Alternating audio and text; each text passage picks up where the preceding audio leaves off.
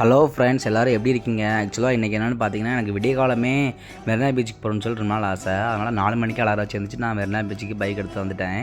உள்ளே என்ட்ரன்ஸ் ஆகும்போதே புறாவெல்லாம் வச்சு வைப் பண்ணிட்டு இருந்தாங்க. பார்க்கவே பியூட்டிஃபுல்லாக இருந்துச்சு. அதுக்கப்புறம் அங்கே எல்லாருமே ஜாகிங் போயிட்டு இருந்தாங்க. சரி நம்மளும் போவோம் அப்படின்னு சொல்லிட்டு நானும் ஒரு 2 கிலோமீட்டர் ஓடினேன். ஓடி வந்து உட்கார்ந்தும் போது பார்த்தா ரொம்ப இளைப்பாக இருந்துச்சு. ஏன்னா அடிக்கடி பைக்கில் போய் பழகிட்டோம். ஸோ அதுக்கப்புறம் தண்ணி குடிக்கலாமா இளநீ குடிக்கலாமான்னு பார்க்கும்போது அங்கே இளநீ விட்டுருந்தாங்க ஒரு அண்ணன். ஸோ அங்கேருந்து 2 இளநீ வாங்கிட்டு இளநீ குடிச்சு பார்த்தோம். செவ்வழினியோட டேஸ்ட் வேறு லெவலில் இருந்துச்சு. அந்த வழுக்கு தங்காமல் சாப்பிட்டோம். இருந்தாலும் காலையிலே பசிக்க ஆரம்பிச்சிட்டு, எப்போவுமே இட்லி பொங்கல் தானே சாப்பிட்றோம், இன்றைக்கி டிஃப்ரெண்ட்டாக தான் சாப்பிட்லான்னு சொல்லிட்டு அங்கேருந்து ஒரு ஷாப்புக்கு போயிருந்தோம். அங்கே நவதானியம் அந்த மாதிரி அந்த ஐட்டம் எல்லாமே வச்சுருந்தாங்க.